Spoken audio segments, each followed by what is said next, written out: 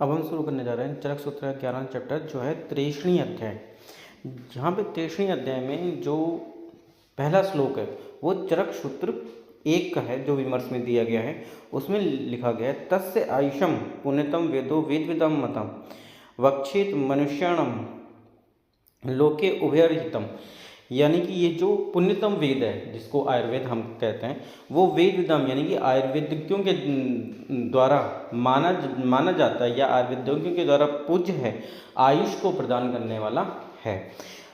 उसके दूसरी लाइन में लिखा हुआ है जो भी मनुष्य आयु की कामना करने वाले होते हैं वो इस आयुर्वेद जो ग्रंथ है पुण्यतम वेद है उसको मानते हैं और यह वेद उभय लोक हितकारी है। उभय लोक यानी कि इस लोक में और परलोक में दोनों में हित को पहुंचाने वाला वेद जो है वो आयुर्वेद है। आयुर्वेद को लोक द्वय हितकारी भी कहा गया है और लोक उभय हितकारी भी कहा गया है। इसके बाद आचार्य चरक ने इस चैप्टर में 3 ऐषणाओं का वर्णन किया है। 3 ऐषणाओं का वर्णन करते हुए आचार्य चरक ने कहा है कि मन, बुद्धि, पौरुष शक्ति और पराक्रम संपन्न लोग जो इस लोक और परलोक में कल्याण चाहते हैं उनके लिए 3 ऐषणाओं का वर्णन किया गया है। 3 ऐषणाएं कौन कौन सी हैं? प्राण है, धन है, लोक है। इसको याद करेंगे पीडीपी से। भील ने भी यही क्रम बताया पर उन्होंने परलोक की जगह धर्म ऐषणा का वर्णन किया है। तो जब धर्म ऐषणा का वर्णन किया है तो धर्म ऐषणा का वर्णन परलोक की जगह किया गया है, तो धर्म ऐषणा का समावेश परलोक ऐषणा में कर लिया जाता है। उपनिषद का थोड़ा अलग है। उपनिषद ने 3 ऐषणाओं में वित्त बताया, पुत्र बताया और लोक बताया।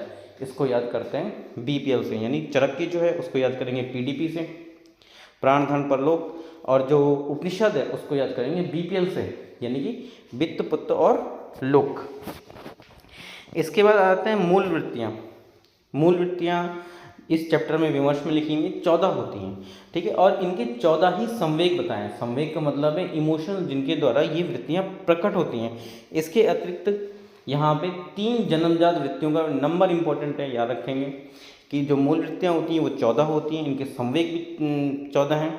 इसके अतिरिक्त जन्मजात वृत्तियाँ हैं 3 हैं। वो कौन कौन सी हैं? अनुकरण है, सहानुभूति है और सेवा है। यहाँ पे शास्त्र की प्रवृत्ति के बारे में लिखा हुआ है। तो शास्त्र की प्रवृत्ति याद रखेंगे 3 होती है, उद्देश्य है, लक्षण है और परीक्षा है।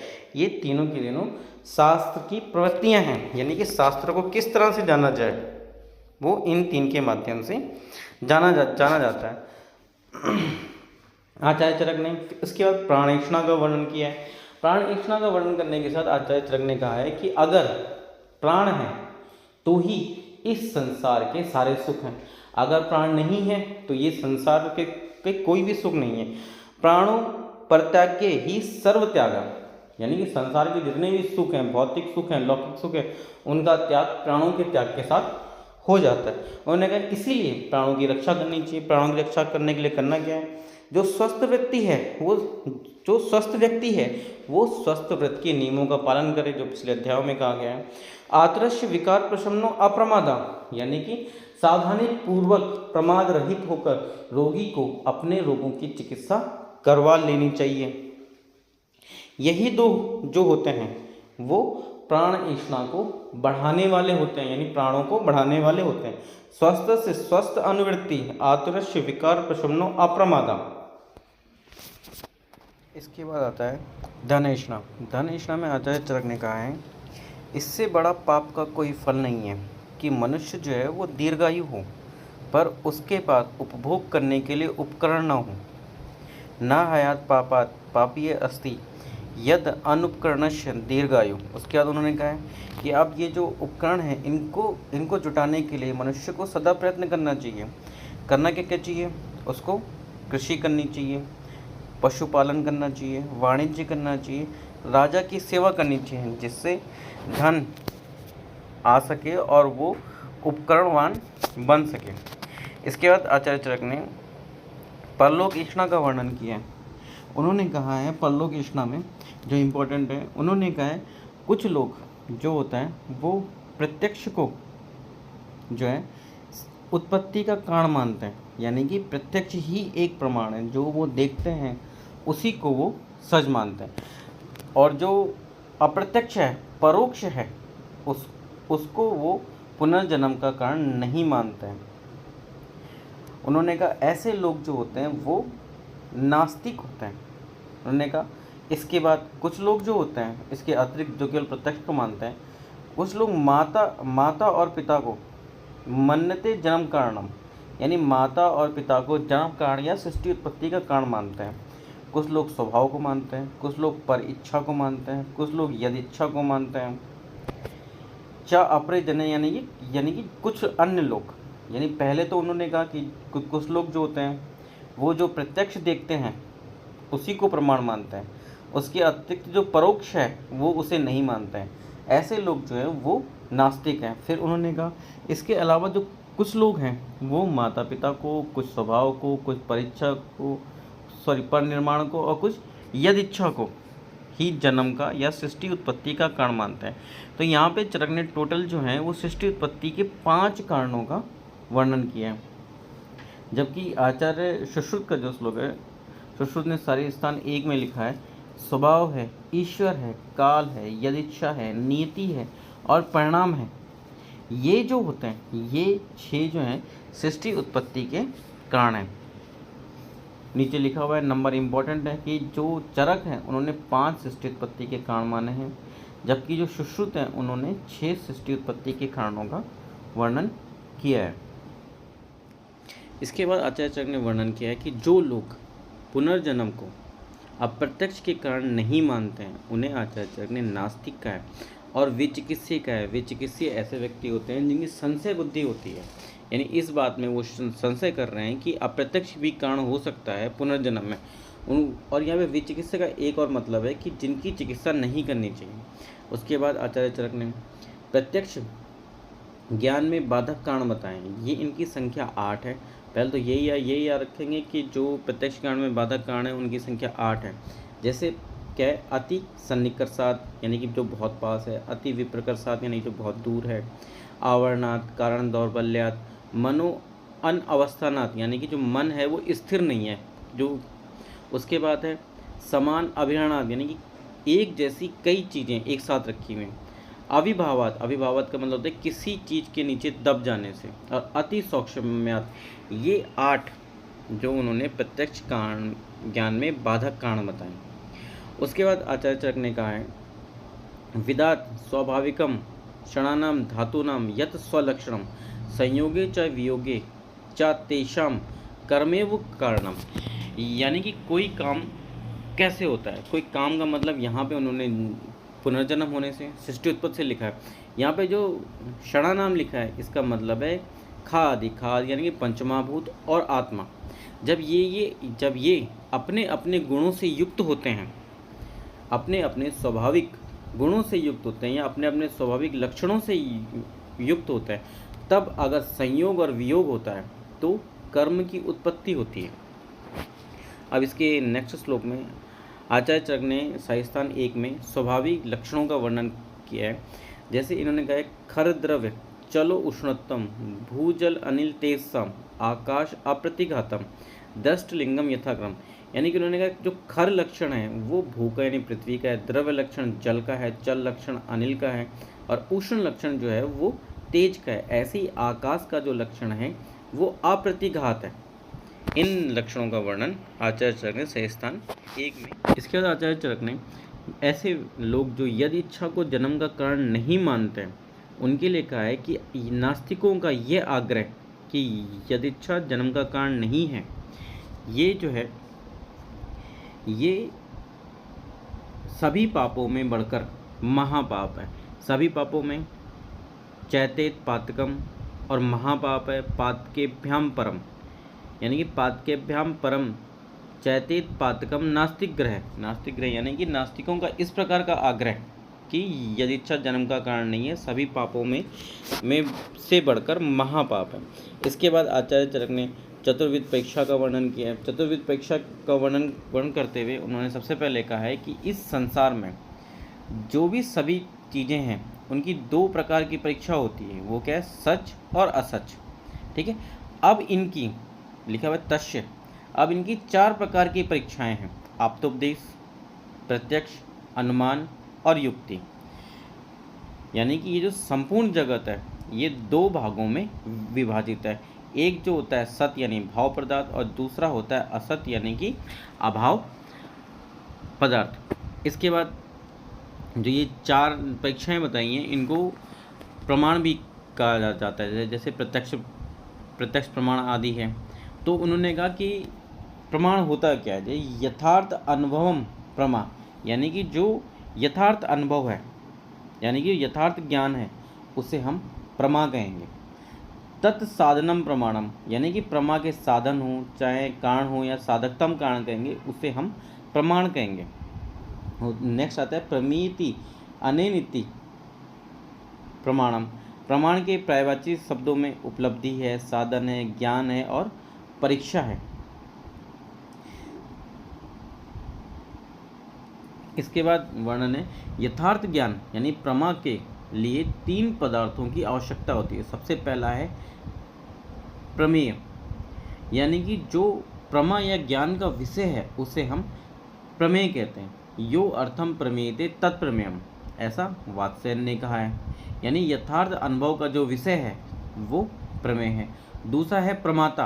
प्रमाता जो प्रमाणों के द्वारा वस्तु का यथार्थ ज्ञान में प्रवृत्त व्यक्ति जो है वो प्रमाता कहलाता है, यानी कि ऐसा व्यक्ति जिसके पास जिज्ञासा है, उसके बाद वो यथार्थ ज्ञान के लिए प्रवृत्ति रखता है, उसे हम प्रमाता कहते हैं। नेक्स्ट आता है आपका प्रमाण। प्रमाण येन अर्थन प्रमेति तत् प्रमाणम, यानी कि जो जाना जा सकता है, जिसके द्वारा किसी वस्तु को जाना जा सकता है, उसे हम प्रमाण कहते हैं। तो जो प्रमाण को प्रमा का साधकतम कारण कहा जाता है, साधकतम कारणम इति। फिर आचार्य चरक ने विमान स्थान 4 में जो प्रमाण है वो 3 ही बताए, जैसे प्रत्यक्ष बताया, अनुमान बताया, आप्तोपदेश है। इसे उन्होंने त्रिविध रोग विशेषायतन या त्रिविध ज्ञान संग्रह का है। तो त्रिविध ज्ञान संग्रह याद रखेंगे, प्रत्यक्ष है, अनुमान है और आप्तोपदेश है। यहाँ पे युक्ति या उपमान नहीं है। चरक विमान 8 में उपमान को भी प्रमाण माना गया, यानी कि प्रत्यक्ष हो गया, अनुमान हो गया, आप्तोपदेश हो गया, उसके साथ साथ उपमान को भी प्रमाण माना है।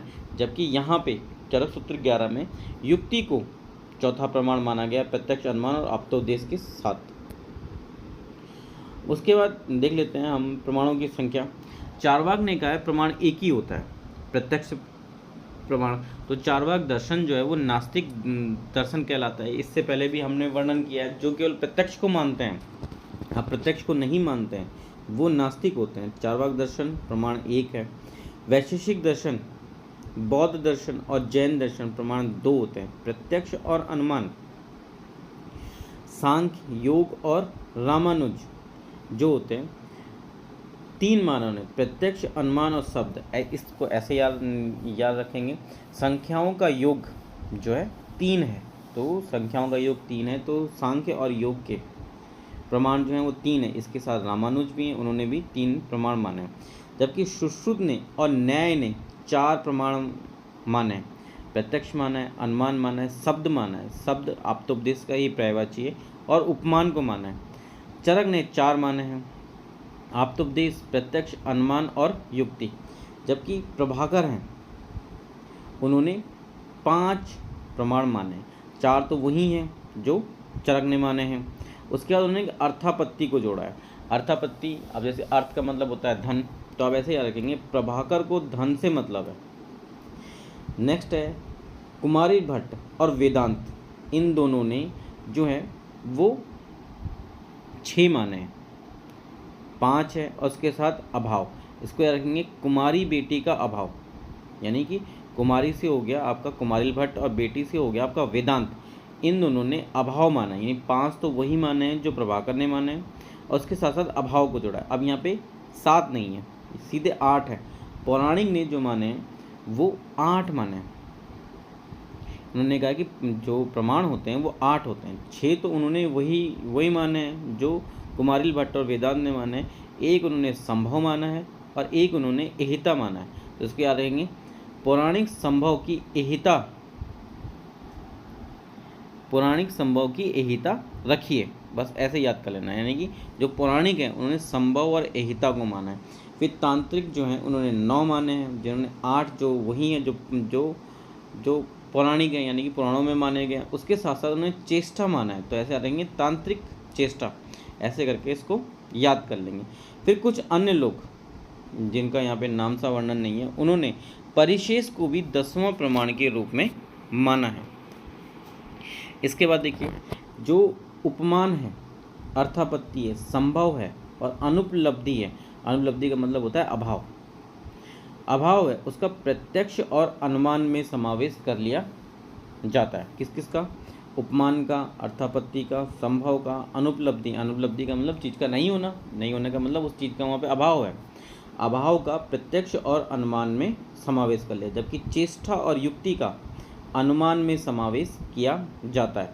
एहिता का जो समावेश है वो आप्तोपदेश में किया जाता है। इस तरह से आज जब सभी प्रमाणों का प्रत्यक्ष में, अनुमान में और आप्तोपदेश में कर लिया है, तो मुख्यतः जो प्रमाण है वो 3 ही माने गए हैं।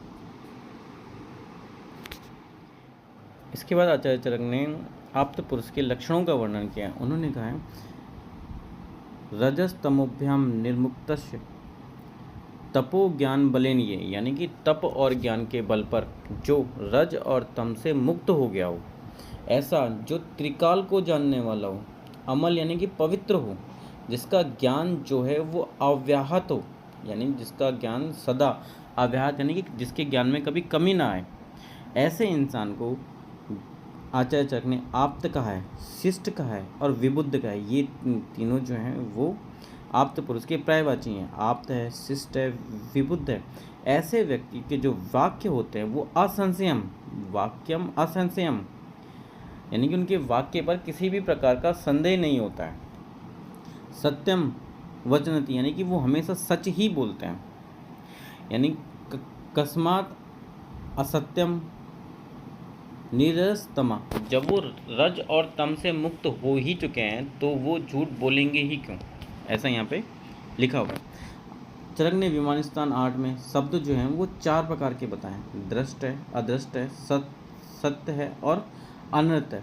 अब हम देख लेते हैं कि जो आप्तोपदेश है उसको आप्त वचन भी कहा है, आप्त श्रुति भी कहा गया है, शब्द भी कहा गया और आगम भी कहा गया है। ये आप्तोपदेश के पर्यायवाची हैं। इसमें यहाँ पे लिखा हुआ है त्रिकालम, यानी कि तीनों कालों का जिसको ज्ञान हो, भूत का, भविष्य का, वर्तमान का, तो तीनों कालों का ज्ञान किस किस से होता है? आप्तोपदेश से भी होता है, अनुमान से भी होता है और युक्ति से भी होता है।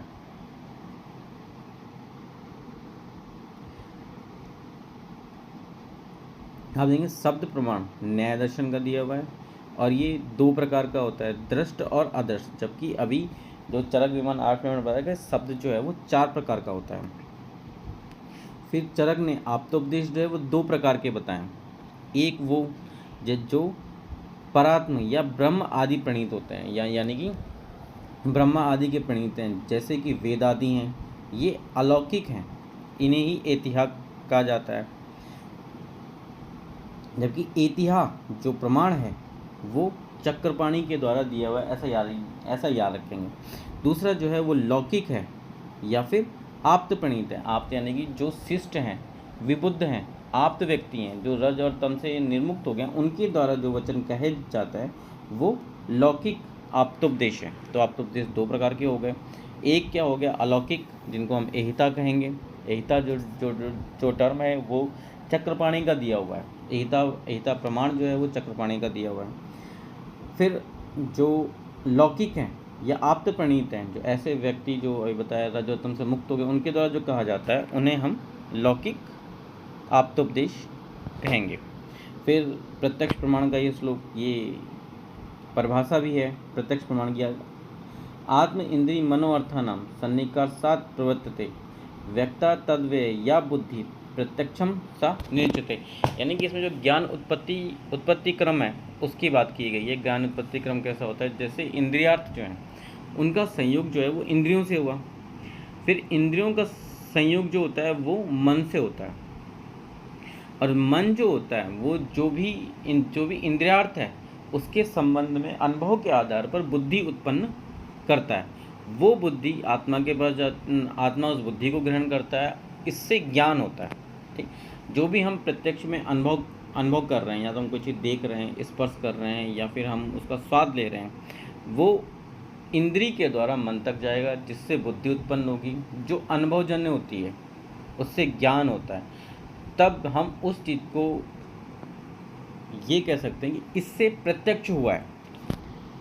बुद्धि प्रत्यक्षम सा निश्चिते, तब प्रत्यक्ष की उत्पत्ति होती है। प्रत्यक्ष दो प्रकार का होता है, निर्विकल्पक होता है, सविकल्पक होता है। निर्विकल्पक यानी कि जिसके बारे में कोई भी अन्य बात नहीं की जा सकती है। सविकल्पक का मतलब जिसके बारे में अन्य सिद्धांत दिए जा सकते हैं। सविकल्पक दो प्रकार का होता है, एक होता है लौकिक और दूसरा होता है अलौकिक। लौकिक जो होता है दो प्रकार का होता है, एक होता है बाह्य और दूसरा होता है अभ्यंतर। बाह्य में जो होता है वो पांचों इंद्रियां आती हैं, जिसको हम सोतस चरका से आते हैं जैसे कि, और अभ्यंतर जो होता है उसमें मानस आता है। ये जो बाह्य इंद्रियां होती हैं इनके 6 सन्निकर्ष होते हैं। पहले तो नंबर याद रखेंगे, जो इंद्रियां होती हैं उनके 6 सन्निकर्ष होते हैं, यानी कि जो बाह्य प्रत्यक्ष है उसके जो उसमें इंद्रियां आती हैं उसके 6 सन्निकर्ष हैं। जो अलौकिक है वो 3 प्रकार के होते हैं, एक तो साधारण लक्षण है, दूसरा एक ज्ञान लक्षण है, और तीसरा है योगज। योगज जो होता है दो प्रकार का होता है, एक होता है युक्तज और दूसरा होता है युजान। युक्तज का मतलब होता है जिसके द्वारा जो योगी होते हैं वो उनको हमेशा वो ज्ञान रहता है, उनको उस ज्ञान को प्राप्ति के लिए समाधि में जाने की जरूरत नहीं है, यानी बिना समाधि के ही हमेशा जो योगियों को ज्ञान रहता है, जो प्रत्यक्ष रहता है, उसे हम युक्तज कहते हैं। और युजान वो प्रत्यक्ष है जो योगी समाधि में जाने के बाद प्राप्त करते हैं, उसे युजान कहते हैं, जो कि एक अलौकिक टाइप का प्रत्यक्ष है। इसके बाद हम इंद्रियों के सन्निकर्ष देख लेते हैं। इंद्रियों के सन्निकर्ष अभी हमने बताया था 6 होते हैं। तो इसमें पहले 2 टर्म ध्यान रखेंगे। जहाँ पे भी समवाय आएगा वहाँ पे हम इंद्रिय और इंद्रियार्थ की बात करेंगे, यानी कि इंद्रिय है वो अपने इंद्रियार्थ को ग्रहण कर रही है। जैसे कोई घड़ा है, यानी कि घट है, पट यानी कि कपड़ा है, उसको दृष्टि देख रही है, ठीक है। तो वो जो उसका रूप है वो दृष्टि जो है इंद्रिय है वो ग्रहण कर रही है। तो यहाँ पे इंद्रिय, जहाँ पे भी समवाय टर्म आएगा वहाँ पे इंद्रिय और इंद्रियार्थ की बात होगी। दूसरा संवेद। संवेद का मतलब होता है जाति विशेष। जैसे मनुष्य है, मनुष्य की जाति जो है वो मनुष्यत्व है। एक मनुष्य को देखने के बाद इस बात का अंदाज़ा लगाया जा सकता है कि सभी मनुष्यों का आकार प्रकार किस प्रकार का होगा, इसको हम मनुष्यत्व कहेंगे। जैसे घट है, उसमें घटत्व पाया जाता है कि सारे घड़े उसी प्रकार के होते हैं, वो घटत्व। पट में पटत्व पाया जाता है, तो ये जाति विशेष है। शब्द में शब्दत्व पाया जाएगा, ये जाति विशेष है। अब हम सन्निकर्ष देख लेते हैं। सबसे पहले तो संयोग। संयोग का मतलब 2 चीज़ों का मिलना। 2 चीज़ें कौन कौन सी? एक इंद्रिय है और दूसरा इंद्रियार्थ है, ठीक है। जैसे इंद्रिय का अपने इंद्रियार्थ, यानी कि जैसे चक्षु है उसका घट से प्रत्यक्ष ज्ञान जो होता है उसको हम संयोग सन्निकर्ष कहेंगे। ये पहला सन्निकर्ष है। दूसरा है संयुक्त समवाय। अब यहाँ पे समवाय टर्म आ गया है। तो समवाय टर्म में हमने आपको बताया था, समवाय टर्म जो होता है वो जाति विशेष के लिए आता है। ये यानी कि जो दृष्टि है उसने जो घट है यानी कि घड़ा है उससे संयोग किया, तो उसने क्या ग्रहण किया? उसका रूप ग्रहण किया, यानी कि जो रूपत्व है उसको ग्रहण किया। रूपत्व ग्रहण करने के बाद अगर दोबारा कभी जो अनुभव है वो रूपत्व का अनुभव मन को है, अगर दोबारा कभी उसी प्रकार की वस्तु दिखती है जिसमें जो रूपत्व है वो घट के समान है, तो वो घट ही होगा। तो ये संयुक्त समवाय आता है। संयुक्त टर्म आएगा संयोग के लिए और समवाय टर्म आएगा जाति विशेष के लिए। यानी कि रूप प्रत्यक्ष जन्य संयुक्त समवाय सन्निकर्ष। चक्षु संयुक्ते घटे रूपस्य समवाय, यानी कि अब जो घट है उसको वो किस तरह का बना हुआ है, रूप की बात हो रही है यहाँ पे। नेक्स्ट आता है आपका संयुक्त संवेद समवाय, यानी कि यहाँ पे संवेद भी है और समवाय भी है। समवाय में हमने आपको पहले ही बताया था कि समवाय में इंद्रिय इंद्रियार्थ आएगा और संवेद में जो आएगा उसका रूपत्व आएगा। तो देखिए, रूपत्व समान प्रत्यक्षम संयुक्त संवेद समवाय सन्निकर्ष चक्षु संयुक्ते घटे रूपम संवेतम तत् रूपकत्व समवाय। यानी कि यहाँ पे अब जो और डिटेल में बात हो रही है, यानी कि जो घट का रूप है वो ग्रहण करने की बात यहाँ पे हो रही है। अब इसी तरह से चौथा देखिए, तो चौथा जो है वो समवाय है।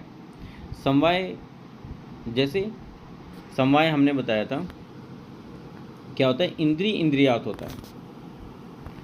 तो समवाय में क्या आएगा, जैसे कि श्रवणे, यानी कि श्रवण इंद्रिय है, उसके शब्द का साक्षात्कार होना, ये समवाय संबंध है।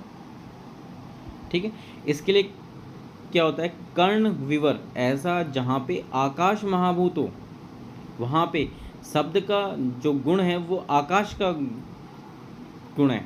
तो यहाँ पे गुण और गुणी जो है समवाय है, याद रखेंगे। जो समवाय चौथा वाला है वहाँ पे गुण और गुणी, यानी कि जो आकाश है वो शब्द गुण को धारण करता है। आकाश कहाँ होता है, कर्ण विवर में होता है, और कर्ण विवर में होने की वजह से वो शब्द गुण को धारण करने की वजह से ही जो श्रोत्र इंद्रिय है उसको सुनाई पड़ता है, ये समवाय है। फिर आता है आपका संवेद समवाय। संवेद यहाँ पे आ गया, यानी कि जाति विशेष आएगा। जाति विशेष क्या है, शब्दत्व, यानी कि शब्द का जो शब्दत्व है उसे जब ग्रहण किया जाता है वो संवेद समवाय में आता है। और लास्ट होता है विशेष विशेषाभाव। विशेष का मतलब पाया जाना और विशेषाभाव का मतलब नहीं पाया जाना। तो यानी यहाँ पे अभाव का प्रत्यक्ष होता है। अभाव का प्रत्यक्ष कैसे है, जैसे कहीं पे घड़ा रखा हुआ है या कोई चीज़ रखी हुई है और क्या बोलते हैं, घड़ा वहाँ से हटा दिया जाए तो वहाँ उस स्थान पर घड़े का अभाव हो जाता है, इसे हम विशेषाभाव कहेंगे। जैसे कोई पेड़ है जिसे हम रास्ते में जाते हुए रोज़ देखते हैं, वो शाम को काट दिया गया, अगले दिन हम सुबह सुबह रास्ते से गए तो पेड़ वहाँ पे नहीं है, यानी कि उस जो वृक्ष है वहाँ पे अभाव हो गया, तो इसे हम विशेष विषय, यानी इंद्रियां जो उस वृक्ष को ग्रहण कर रही थी कि यहाँ पे वृक्ष पाया जाता है, अब वो इंद्रियां उस वृक्ष को वहाँ पे ग्रहण नहीं कर रही हैं, ये अभाव है, इसे विशेषा भाव कहेंगे। अब आचार्य ने अनुमान प्रमाण का वर्णन करते हुए सबसे पहले कहा प्रत्यक्ष पूर्वम। प्रत्यक्ष पूर्वम का अर्थ है कि जो चीज़ के बारे में हम पहले प्रत्यक्ष कर चुके हैं, यानी जो चीज़ हमें मालूम है उसी के बारे में हम अनुमान लगा सकते हैं। उसके बारे में अन्य देखी गई वस्तु का उसी भी प्रकार की हम अनुमान लगा सकते हैं। उन्होंने कहा कि 3 प्रकार का होता है जो तीनों कालों में व्याप्त है। एग्जाम्पल देते हुए उन्होंने कहा है जैसे बहिनी निर्गुणे धूमे, यानी कि आपने पहले कहीं देखा है कि अगर जहाँ जहाँ धुआं निकलेगा वहाँ वहाँ अग्नि होगी, तो आप आज अगर धुआं निकलते हुए देख रहे हैं तो आपको पता है कि वहाँ पे निर्गुण है, यानी कि अंदर उसके अग्नि है तभी धुआं निकल रहे हैं। इसे समान तो दृष्ट कहा।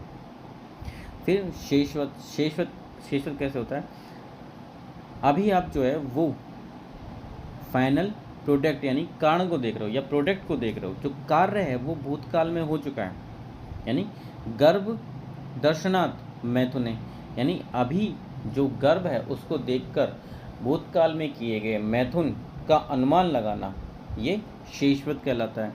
पूर्ववत का मतलब अभी आपके पास प्रोडक्ट है, आप भविष्य में होने वाले कार्य का अनुमान लगा रहे हैं। जैसे अभी आपके पास कोई बीज है, जैसे आम का बीज है, आम का बीज आप अनुमान लगा सकते हैं कि इसको अगर ज़मीन में गाड़ दिया जाए तो वृक्ष निकलेगा, उस वृक्ष पे जो फल निकलेगा वो आम का फल होगा।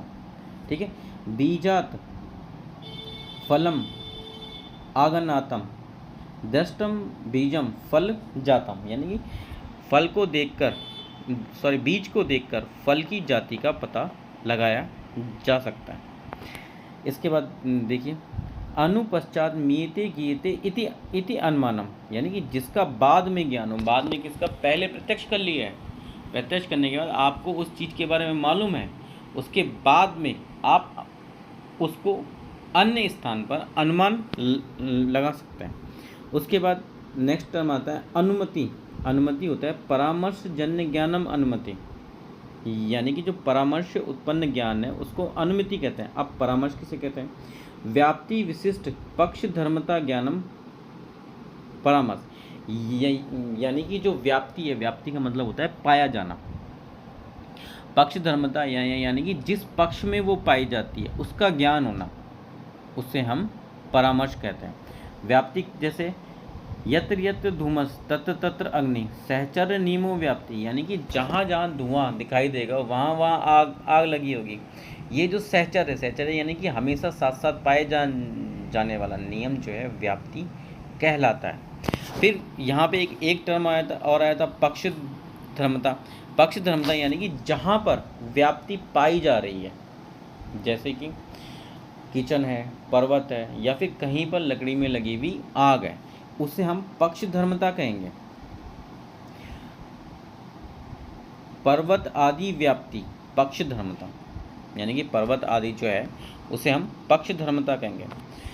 चरक ने विमान स्थान 4 में अनुमान का लक्षण बताते हुए कहा है, अनुमानम खलु तर्क युक्ति आपेक्षे, यानी कि जो अनुमान होता है उसको तर्क और युक्ति दोनों की आवश्यकता होती है, तभी अनुमान को सिद्ध किया जा सकता है। अनुमान 2 प्रकार का होता है, एक होता है स्वार्थ अनुमान और दूसरा होता है परार्थ अनुमान। स्वार्थ अनुमान का मतलब हमें पता है कि हम जिस चीज़ का अनुमान लगा रहे हैं वो क्या है, और परार्थ अनुमान का मतलब होता है तर्क और युक्ति के आधार पर पंचावयव वाक्य के द्वारा हम सिद्ध करते हैं कि जो हमने अनुमान लगाया है वो एकदम सही है। जैसे सबसे पहले की जाती है प्रतिज्ञा। प्रतिज्ञा का मतलब कि जैसे हमें धुआं दिख रहा है पर्वत पर, तो हम मान के चलते हैं कि जो पर्वत है उस पर आग लगी हुई है। पर्वतो बहिन मानम। फिर होता है हेतु। हेतु क्या है? धुआं जो हमने देखा है। दूसरा उदाहरण हम देते हैं, जैसे कि महानस। महानस कहते हैं किचन को या रसोई को। जैसे महानस में जो आग जलती है उससे धुआं निकलता है, तो हम ये मानते हैं कि जो अग्नि है वही धूम्र की उत्पादक है। उपनयन एक्चुअली प्रतिज्ञा को ही दर्शाता है। तथा चायम यानी कि वहाँ भी ऐसा ही होगा, इसीलिए वहाँ धुआं निकल रहा है तो आग लगी होगी। निगमन क्या होता है? निगमन में अपनी बात की सिद्धि होती है कि हमने सिद्ध कर दिया है कि जो पर्वत पे धुआं दिखाई दे रहा है वो अग्नि के कारण ही है, इसे निगमन कहेंगे। इसके बाद आचार्य चरक ने युक्ति प्रमाण का वर्णन किया है। युक्ति प्रमाण का वर्णन करते हुए उन्होंने परिभाषा की हुई है, बुद्धि पश्यति या भावान बहुकारण योगजान। बहुकारण योगजान बहुत इंपॉर्टेंट है। बहुकारण यानी कई कारणों को एक साथ लेकर युक्ति के द्वारा एक निर्णय पर पहुंचा जाता है। बुद्धि पश्यति यानी बुद्धि के द्वारा या भावान बहुकारण योगजान यानी कि कई सारे कारणों को मिलाकर युक्ति उत्पन्न होती है।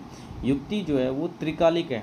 मैं अभी इससे पहले बताया था कि आप्तोपदेश, युक्ति और अनुमान ये त्रिकालिक होते हैं। इसमें प्रत्यक्ष का वर्णन नहीं किया गया, प्रत्यक्ष त्रिकालिक नहीं है। सागेवा तिवर्गम साध्यते। अब इसके उदाहरण दिए हैं। उदाहरण में जैसे उन्होंने बताया, ये जल है, कर्षण का मतलब हल लगाने से। अगर बीज के साथ संयुक्त होते हैं यानी कि बीज ऐसी भूमि पे डाला जाए जहाँ हल लगाया गया उसके जल से सिंचित किया जाए, और जो ऋतु है, ऋतु सही हो यानी कि जिस ऋतु में वो बीज जन्म लेता है वो ऋतु सही हो, यानी कि जल, कर्षण, बीज और ऋतु के संयोग से जो पौधा है उसकी उत्पत्ति संभव है। ऐसे उन्होंने कहा जैसे सड़ धातु है। सड़ धातु कौन सी है? पंचमहाभूत और आत्मा, इनके संयोग से गर्भ संभव है।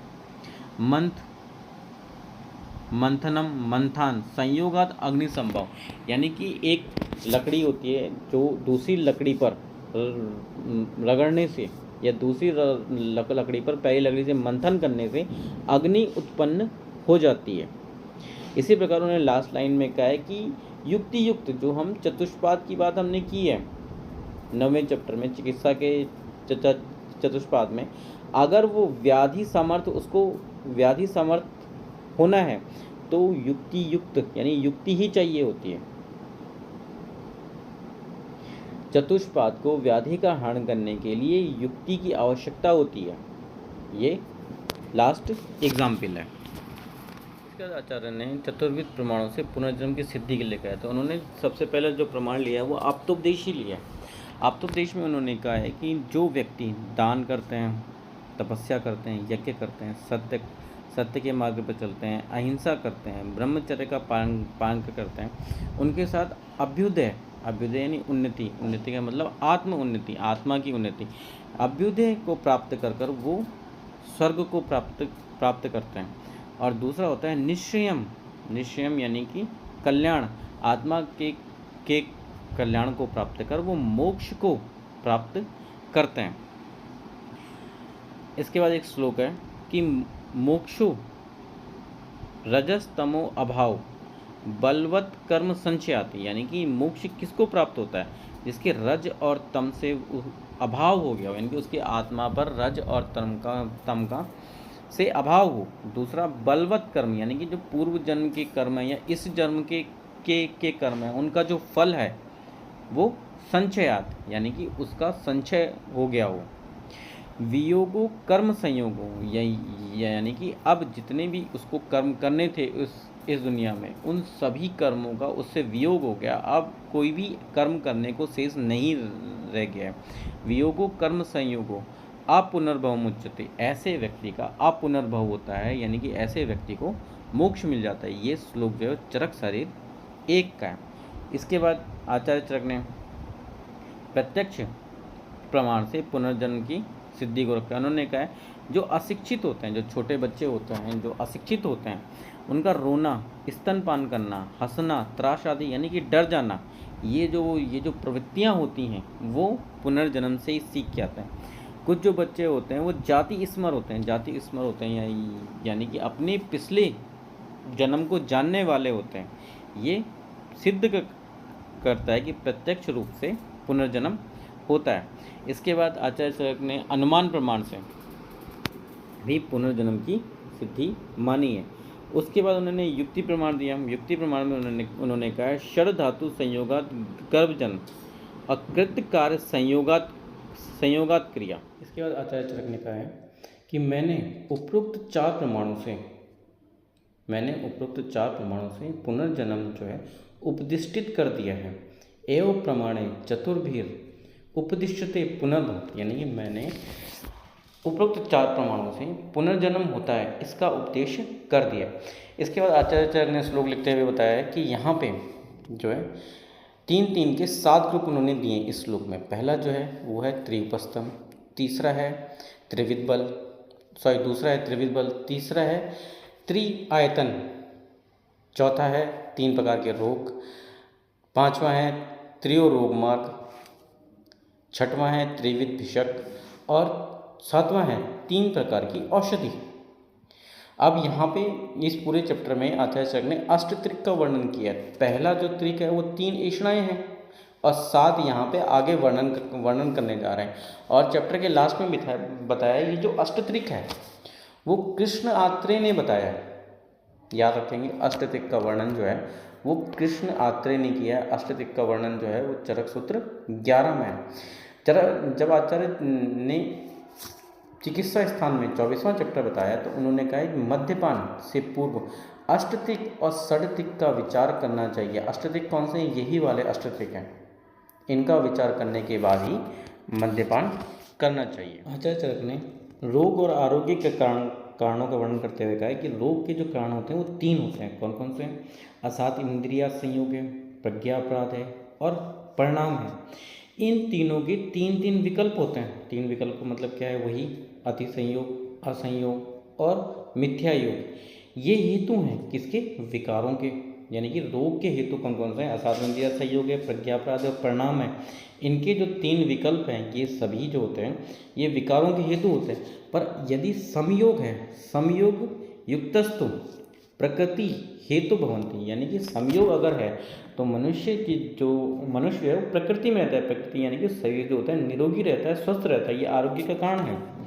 उसके बाद उन्होंने युक्ति को सर्वोपरि माना है। युक्ति को सर्वोपरि मानते हुए आचार्य चरक ने कहा है कि जो संसार में जितने भी भाव हैं उनका होना या ना होना, सर्वेषां मेव भावानां भाव अभाव, यानी कि उनका होना या ना होना ये इस बात पे डिपेंड करता है कि योग का मतलब समयोग है, अति योग है और मिथ्या योग है।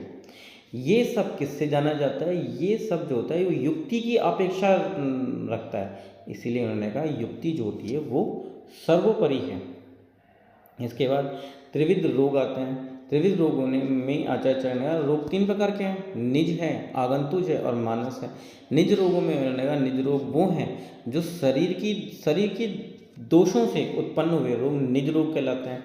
आगंतुज रोग कौन से हैं? आगंतुज जैसे भूत विषय है, वायु है, अग्नि है, संप्रहार का मतलब चोट आदि लग जाना, समुत्थ है, इनसे जो उत्थित रोग हैं उनको आगंतुज रोग कहेंगे। मानस रोग क्या है? मानस रोग देखिए, पुनः रिष्टस्य लाभ, रिष्टस्य का मतलब अगर कोई चीज़ हमें प्राप्त हो गई है जो कि सुखप्रद है, सुखप्रद है, तो शरीर जो है वो स्वस्थ रहेगा, मानसिक स्थिति ठीक रहेगी। अलाभस्य च अनिष्टस्य उपजायते, यानी किसी भी चीज़ का प्राप्त ना होना ये दुख का कारण होता है। ये जो 2 चीज़ें हैं वो मानसिक रोग में आचार्य चरक ने वर्णित की हैं। फिर आचार्य चरक ने त्रिउपस्तंभ का वर्णन किया है। त्रिउपस्तंभ में आहार आता है, स्वप्न आता है और ब्रह्मचर्य आता है। स्वप्न जो टर्म है उसको याद रखेंगे, और ब्रह्मचर्य आचार्य चरक ने ब्रह्मचर्य के लिए कहा है त्रिउपस्तंभ में, क्योंकि आप देखेंगे अष्टांग संग्रह ने आहार का है, स्वप्न का है और अब्रह्मचर्य का है। अष्टांग हृदय ने स्वप्न की जगह पे शयन कहा है और अब्रह्मचर्य को कंटिन्यू रखा है। जबकि जो सुश्रुत हैं उन्होंने जहाँ पे उपस्तंभ का वर्णन कहा, उन्होंने कहा पुरीष उपस्तंभ वायु अग्नि धारण में, यानी कि पुरीष को उपस्तंभ माना है और उसको वायु अग्नि का धारण करने वाला माना है। फिर उसके बाद संस्कार की परिभाषा देते हुए आचार्य चरक ने कहा है कि संस्कार क्या होता है? संस्कार का मतलब होता है जो अहितकर पदार्थ हैं उनका सेवन न करना ही संस्कार है। संस्कारात संस्कारम अहित अनुपसेवनम, यानी कि जो अहितकर पदार्थ हैं उनका सेवन ना करना ही संस्कार कहलाता है। सुश्रुत सूत्र 21 में त्रिउष्ण का वर्णन किया है। त्रिउष्ण किसको कहा है? वात पित्त कफ को, यानी दोषों को त्रिउष्ण का है। दोषों को ही त्रिस्तंभ कहा जाता है और त्रिधातु भी कहा जाता है। जबकि आचार्य काश्यप ने त्रिउष्ण प्रकृति का वर्णन किया है। त्रिउष्ण प्रकृति में भी जो वातज है, पित्तज है, कफज है, यही आता है। उन्होंने या ध्यान ये रखना है कि काश्यप ने त्रिउष्ण प्रकृति का वर्णन किया है। यहाँ पे आचार्य सुश्रुत का श्लोक है, वात पित्त कफ एव देव संभव हेतु। इतना कहने के बाद उन्होंने जो देह है उसके लिए देखिए ध्यान से क्या दिया, एक अगार टर्म दिया है और 3 स्थूणों से बना हुआ उसको बताया, यानी कि जो देह है उसके लिए अगार टर्म दिया है और ऐसा बताया है कि वो जो वात पित्त कफ है, यानी कि जो त्रिस्तंभ है, इससे बना हुआ उन्होंने बताया है। फिर आचार्य चरक ने सूत्र स्थान 27 में श्लोक दिया है, प्राणा प्राणवितम अन्नम लोकम अभिधीयते, यानी कि जो प्राणियों का प्राण है लोक में, यानी कि पूरे लोक में ऐसा माना जाता है कि जो प्राणियों का प्राण है वो अन्न है। आचार्य चरक ने रक्त के लिए, वायु के लिए और आहार के लिए आहार को भी प्राण कहा है, यानी 3 चीज़ों को प्राण कहा है उन्होंने। किस किस को? रक्त को प्राण कहा है, वायु को प्राण कहा है, आहार को प्राण कहा है। अब जो ये आहार होता है ये वर्ण प्रसादम, सस्वर, जीवतम, प्रतिभा, सुख, दृष्टि, पुष्टि, बलम, मेध, इनको देने वाला जो होता है वो अन्न होता है। यानी कि इतनी चीज़ें जैसे वर्ण है, प्रसाद है, स्वर है, जीवित है, प्रतिभा है, सुख है, दृष्टि है, पुष्टि है, बल है, मेधा है, ये सभी के सभी जो होते हैं वो अन्न में प्रतिष्ठित होते हैं। उसके बाद अष्टांग हृदय सूत्र स्थान 7 में निद्रा की प्रशंसा करते हुए लिखा है, निद्रा आयतम सुखम दुखम पुष्टि करसाय बलम बलम, यानी कि अगर किसी व्यक्ति को ढंग से नींद आ रही है तो उसे सुख की प्राप्ति होती है, पुष्टि की प्राप्ति होती है और बल की प्राप्ति होती है। पर अगर यहीं पे नींद ढंग से नहीं आ रही है तो उसको दुख रहता है, वो पतला होता जाता है, कार्य होता है और शरीर में बल का नाश होता है, अबल होता है। उसके बाद उन्होंने बताया कि सुख आयुषी पराकृता काल रात्रि रिवा परा, यानी कि जो काल रात्रि है, जो स्वस्थ व्यक्तियों को नींद आती है और वो काल आती है तो वो सुख को प्रदान करने वाली होती है और आयुष को प्रदान करने वाली, परा मतलब सबसे ऊपर, यानी कि महान सुख को प्रदान करने वाली, लंबी आयु को प्रदान करने वाली काल रात्रि में आने वाली निद्रा होती है। इसके बाद याज्ञवल्क्य स्मृति का श्लोक है। याज्ञवल्क्य स्मृति ने 8 प्रकार के मैथुनों का वर्णन किया है। इस पहले तो याद रखेंगे, यही इंपॉर्टेंट है, याज्ञवल्क्य ने 8 प्रकार के मैथुनों का वर्णन किया है। स्मरण, कीर्तन, केली, प्रक्षेय, गुह्य भाषण, संकल्पो, अध्यावसाय, क्रिया निवृत्तिश्चा, ये 8 प्रकार के मैथुनों का वर्णन आचार्य याज्ञवल्क्य ने कहा है। इसके बाद त्रिविध बल आते हैं। त्रिविध बल कौन कौन से हैं? त्रिविध बल में आते हैं सहज है, कालज है और युक्ति कृत है। उसके बाद 3 प्रकार के आयतनों का वर्णन किया है। 3 प्रकार के आयतन कौन सा है? अर्थ, अर्थ का मतलब इंद्रियार्थ से है। दूसरा है कर्म है और काल है। इन तीनों का अतियोग, अयोग और मिथ्या योग का वर्णन जो है वो त्रिआयतन में किया गया है। अब यहाँ पे जो टर्म दिया है, सबसे पहले मिथ्या योग के बारे में देखेंगे। ये जो है इंद्रियों का अतियोग वगैरह मिथ्या योग जो है, देखिए इंद्रियां होती हैं 5, है ना। हर इंद्री का अयोग होगा, अतियोग होगा और मिथ्या योग होगा। एक तो संयोग होता है, संयोग पहले बताया था सुख का कारण होता है। इसके अलावा जो तीनों हैं वो दुख का कारण होता है। तो जैसे चक्षु इंद्रिय है, चक्षु इंद्रिय का अतियोग यानी कि जो चीज़ नहीं है उसको भी देखना। अयोग, अयोग का मतलब चीज़ों के रहते हुए भी वो दिखाई ना पड़ना। और मिथ्या योग का मतलब वस्तु कोई और है और दिखाई कोई और देना, इसको मिथ्या योग कहेंगे। तो जैसे 5 इंद्रियां हैं, पांचों के 3 होंगे तो टोटल ये 15 होता है। 15 प्रकार के असात्म इंद्रियार्थ संयोग होंगे, यानी कि असात्म मतलब जो साथ में नहीं है। इंद्रियार्थ संयोग 15 है, ये बात मानिए। अब मिथ्या योग में देखिए, मिथ्या योग में उन्होंने कहा राशि वर्ज। राशि वर्ज कहाँ पे?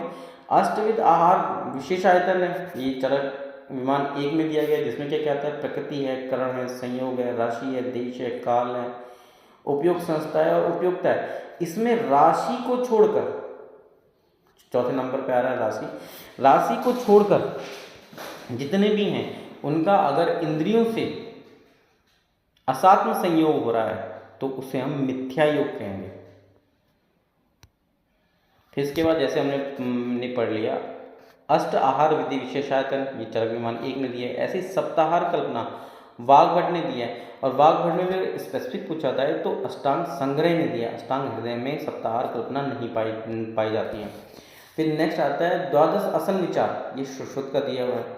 और चतुर्विंशात्मक आहार विधान, ये काश्यप का दिया हुआ है। अब यहाँ पे देखेंगे आचार्य वाग्भट ने जो अयोग टर्म दिया है चरक ने, अतियोग, अयोग और मिथ्या योग, अतियोग ना कहकर उसे हीन योग कहा। इसका आचार्य चरक ने स्पर्श इंद्रिय का व्यापकत्व का वर्णन किया है। स्पर्श इंद्रिय का व्यापक का वर्णन किया है। उन्होंने कहा स्पर्श इंद्रिय जो होती हैं ये सभी इंद्रियों में व्यापक होती हैं, यानी कि किसी भी इंद्रिय में स्पर्श इंद्रिय पाई ही जाती है। तत्रैकम स्पर्श इंद्रियम इंद्रियाणाम व्यापकत्वम, यानी कि इंद्रियों के अंदर जो स्पर्श इंद्रिय है वो पाई ही जाती है।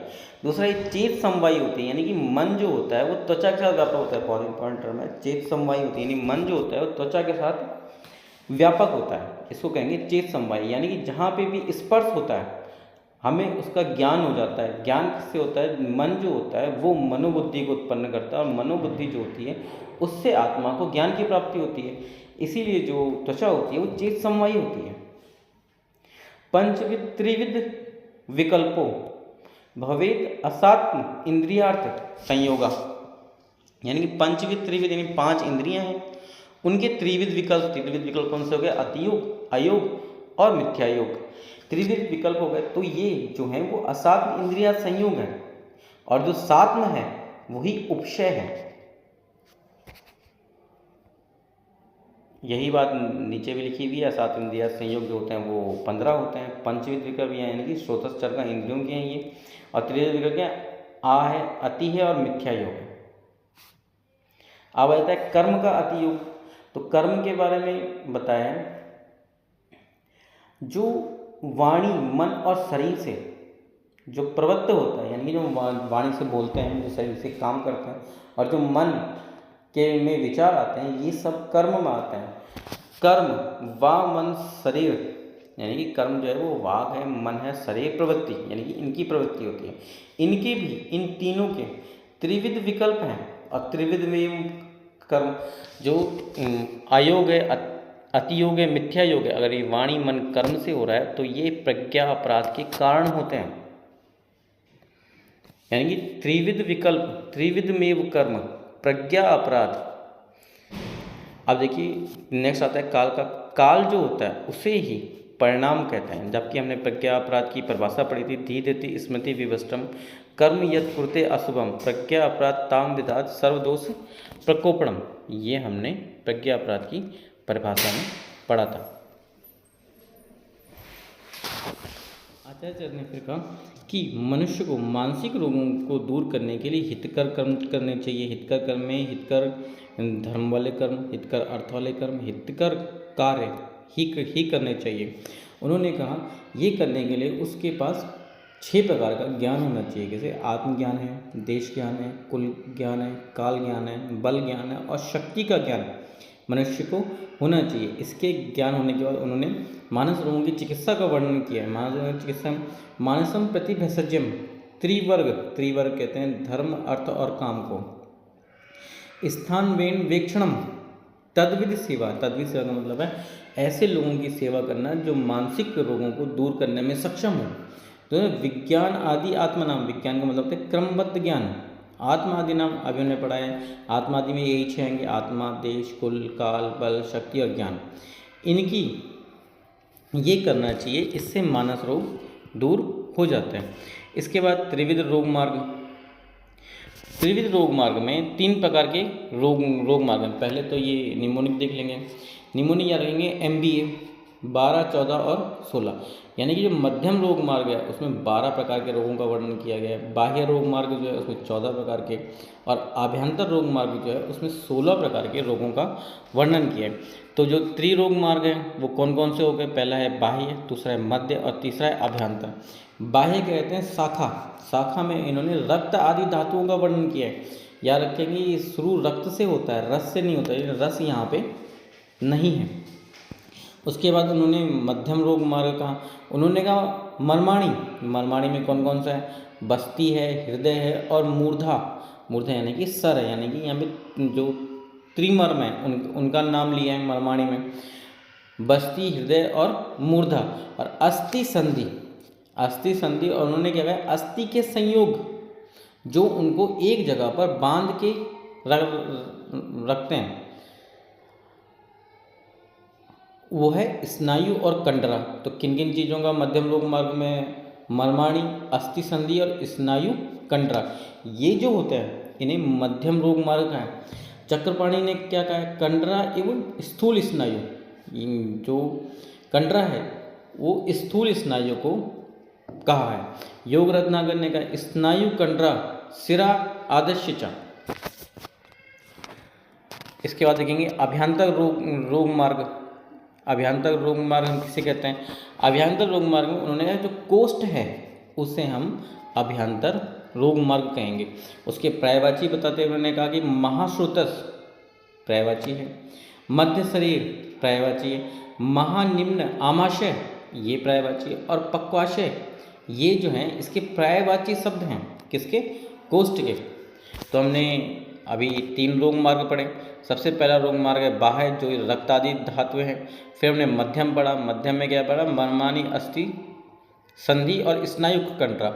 और अभ्यंतर रोग मार्ग में हमने कोष्ठ को पढ़ा। अब शाखागत रोग देख लेते हैं।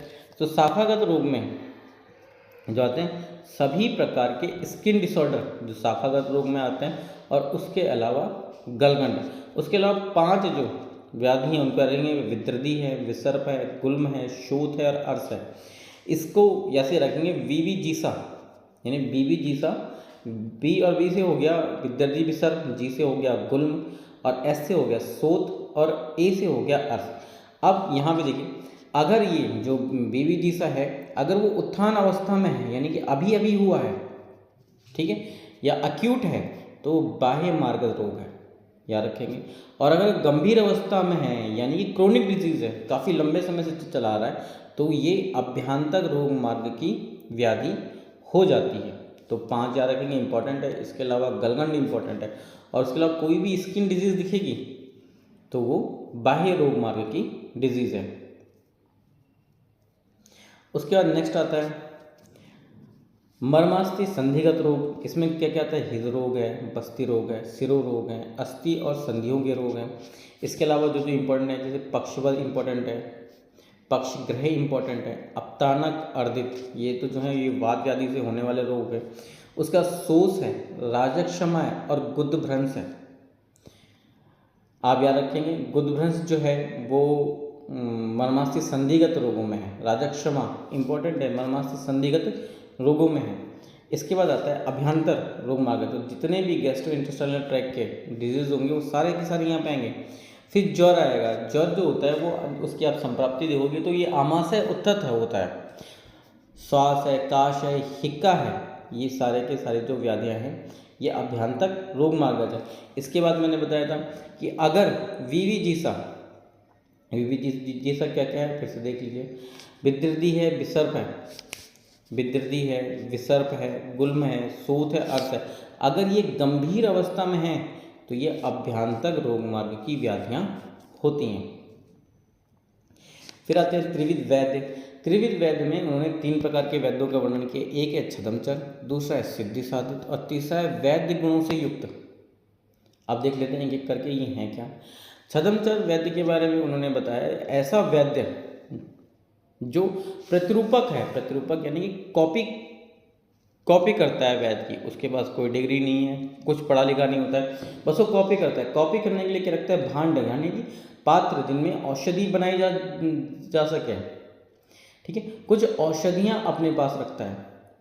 पुस्ते का मतलब होता है दीवाल पे चिपकाने वाले चित्र, जैसे चार्ट है, मॉडल आदि हैं। पल्लवे यानी ग्रंथ बार बार ग्रंथों को देखता रहता है। लब्धे ये विशक शब्दम आज्ञास्ते प्रतिरूपक का मतलब होता है कॉपी करने वाला। छदमचर वैद्य होता है, ये वैद्य नहीं होता है, बस ये अपने जैसे भांड है, पात्र है, पुस्ते हैं, पल्लव हैं, इनसे वैद्य का रूप धारण कर लेता है, इसे प्रतिरूपक कहते हैं। नेक्स्ट आता है सिद्धि साधित। सिद्धि साधित वैद्य कैसे चलते हैं, यानी कि कोई और वैद्य है जो कि प्रसिद्ध है, उसके पास क्या बोलते हैं, श्री है, यश है, ज्ञान है और वो सिद्ध है, ठीक है, उसी की तरह या उसका नाम लेकर या ये बताकर कि मैंने उसके पास काम सीखा है, वैद्य का व्यवसाय करना जो करता है उसे सिद्धि साधित वैद्य करते हैं। यानी स्वयं इनके पास सिद्धि नहीं होती, पर जिनकी सिद्धि होती है उनका नाम लेकर ये अपना काम करते हैं। जैसे हॉस्पिटल के आगे किसी का नाम लिखवा दिया और उसके अंदर जो चैम्बर में बैठा है वो कोई और है, तो ये जो होते हैं ना सिद्धि साधित वैद्य होते हैं। उसके बाद होता है वैद्य गुणों से युक्त। वैद्य गुणों से युक्त कौन कौन होता है, प्रयोग ज्ञान विज्ञानम, सिद्धि सिद्धा सुप्रदम, जीवित विसारंते, शिव वेद, तस्यम अवस्थितम, ये यानी कि ऐसे वैद्य जिन्होंने प्रयोग यानी कि प्रयोग ज्ञान का यहाँ पे चिकित्सा से मतलब है, प्रयोग हो, ज्ञान हो, विज्ञान एक क्रमबद्ध ज्ञान, इनके द्वारा जो शास्त्र है, आयुर्वेद शास्त्र है, उसमें सिद्धि को प्राप्त कर लिया है। और इस सुख को प्रदान करने का मतलब होता है रोग को हरण करने वाले होते हैं। जीवित विसारक का मतलब होता है जो जाते हुए प्राणों को लौटा लाए, इन्हें वैद्य कहते हैं। ये वैद्य शब्द से सुशोभित होते हैं। नेक्स्ट आता है त्रिविध औषधियाँ। त्रिविध औषधियाँ कौन सी होती हैं, 3 होती हैं, दैवापाश्रय, युक्तिवापाश्रय और सत्वावचय। ये 3 प्रकार की औषधियाँ होती हैं। 3 प्रकार की औषधि, सबसे पहले देवापाश्रय देखिए। देवाश्रय में आता है मंत्र, औषधि, मणि, मंगल, बलि, उपहार, होम, नियम, प्राश्चित, उपहास और स्वाध्ययन। पाणिपाद गमनम, पाणी पाणी का मतलब होता है अपने गुरुजन जो हैं, जो वरिष्ठ हैं या जो पूज्य व्यक्ति हैं उनको नमस्कार करना। और ये पाणिपाद गमनम, पाद गमनम मतलब पैरों से चले जाना। ये तो सीधे पैरों से कहाँ चले जाना, तीर्थ पर चले जाना या ऐसे पुण्य स्थानों पे जाना। ये है दैव वापस चिकित्सा, यानी कि पाणिपाद यानी कि अपने से गुरु वर्णों को नमस्कार करना। और पादगमनम का मतलब है तीर्थ आदि जाना। युक्ति वापस, युक्ति वापस का श्लोक याद रखेंगे। पुनः आहार औषधि द्रव्याणाम योजना, यानी कि जो आहार की योजना है, औषधि की योजना है, द्रव्य, इन सब की योजना है वो युक्ति पे ही आश्रित होती है, इसीलिए से युक्ति वापस चिकित्सा कहेंगे। सत्वावचन इंपॉर्टेंस लोग है। पुनः अहित अभ्यर्थो मनोनिग्रह, यानी कि जो मन होता है उसको उन विषयों से हटा लेना जो दुख प्रदान करने वाले होते हैं, अहित करने वाले होते हैं। ये सत्वावचन चिकित्सा है।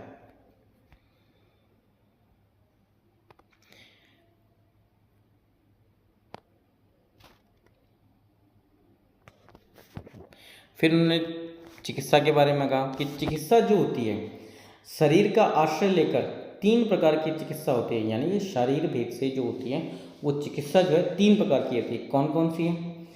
अंतः परिमार्जन, बाह्य परिमार्जन और स्वस्थ प्राणिधान। 3 प्रकार की चिकित्सा का वर्णन आचार्य चरक ने कहा है। इसके बाद आचार्य चरक ने कहा है, उन्होंने व्याधि के बारे में कहा है, अणु ही प्रथम भूत्वा रोगम पश्चात वर्धिते, यानी कि पहले जो होता है, जो रोग होता है वो छोटा होता है ना, अल्प होता है, उसके बाद धीरे धीरे वो बढ़ जाता है। उन्होंने कहा सा जातो मूले, यानी कि उसका मूल बड़ा हो जाने पर मर्षणति बल आयुषम द्रुमते, यानी कि वो जो होता है बल और आयु का नाश करने वाला हो जाता है। या अर्थात इसको ऐसे भी कह सकते हैं कि जब रोग छोटा होता है, जब व्याधि बहुत बड़ी नहीं होती है, उससे पहले ही चिकित्सा कर लेनी चाहिए। उसके मूल बढ़ जाने पर वो बल और आयु का नाश करने वाला होता है। दूसरे श्लोक में आचार्य चरक ने इसके आगे वर्णन करते हुए कहा है, तस्मात् प्राग्वे रोगभ्यो रोगस्तु तरणेषु वा भैषज्यम प्रतिकुर्वात ये इच्छति सुख आत्मनाम, यानी कि रोग उत्पत्ति होने से पहले ही, या रोग की तरुणावस्था में ही भैषज्यम प्रतिकुर्वात, यानी कि उसकी चिकित्सा कर लेनी चाहिए, जिससे रोग नहीं बढ़ता है और मनुष्य को सुख की प्राप्ति होती है। चैप्टर के समाप्त होने पर आचार्य चरक ने यहाँ पे पुनः कहा है कि यहाँ पे अष्टत्रिक का वर्णन किया गया है। जो अष्टत्रिक जो हैं वो कृष्ण आत्रेय ने बताया है, और उन्होंने कहा है इन्हीं में आयुर्वेद के सारे भाव प्रतिष्ठित है। इसके बाद हम देख लेते हैं अष्टत्रिक जो हम अभी पढ़े हैं कौन कौन से हैं फटाफट। ईक्षणाएँ 3 प्रकार की होती हैं, प्राण, धन और परलोक। उपस्तंभ जो होते हैं वो 3 हैं, आहार, स्वप्न और ब्रह्मचर्य। बल जो हैं वो 3 हैं, सहज, कालज और युक्तिकर। आयतन जो हैं वो 3 हैं, असात्म इंद्रिया, संयोग, प्रज्ञा, अपराध और परिणाम। रोग जो हैं वो भी 3 होते हैं, निज हैं, आगंतुज हैं और मानस हैं। रोग मार्ग जो हैं वो भी 3 हैं, शाखा है, मर्मास्ति संधि है और कोष्ठ है। जो भिषग हैं वो भी 3 प्रकार के हैं, छदमचर है, सिद्धि साधित है और जीवित विशारक है। औषधि जो हैं वो 3 प्रकार की हैं, दैवापर्श है, युक्तिवापर्श है और सत्वावचय। अंतः परिमार्जन, बाह्य परिमार्जन और शस्त्र प्राणिधान, ये जो हैं ये इनमें ही आयुर्वेद के सभी भाव समाहित हैं और इन्हें कृष्ण आत्रेय ने वर्णन किया है, ऐसा समझना चाहिए। फिर हम अभी पढ़ चुके हैं कि चरक चिकित्सा 24 में आचार्य चरक ने कहा है मध्य से पूर्व षड्त्रिक और अष्टत्रिक का विचार करना चाहिए। अब इसके साथ कुछ नोट हैं वो देखेंगे। जैसे औषध और भैषज्य में अंतर काश्यप का दिया हुआ है। काश्यप ने औषध बताया, भैषज्य बताया, इन दोनों में क्या अंतर होते हैं वो काश्यप ने बताया। आदि का मतलब होता है मानसिक व्याधि, और व्याधि का मतलब है शारीरिक व्याधि। आदि और व्याधि जो टर्म दिया हुआ है वो भी काश्यप का दिया हुआ है। प्रयोग भेद से औषधि दो प्रकार की होती है, एक औषध है और दूसरा आहार है। व्यापाश्रय भेद से औषधि दो प्रकार की होती है, देव वापाश्रय और युक्ति वापाश्रय। शरीर भेद से औषधि जो है वो अंतः परिमार्जन, बाह्य परिमार्जन और शस्त्र प्राणिधान है। अंग भेद से जो औषधि होती है वो दो प्रकार की होती है, एक द्रव्यभूत है और दूसरा अद्रव्यभूत है। इसी के साथ ये चैप्टर समाप्त होता है।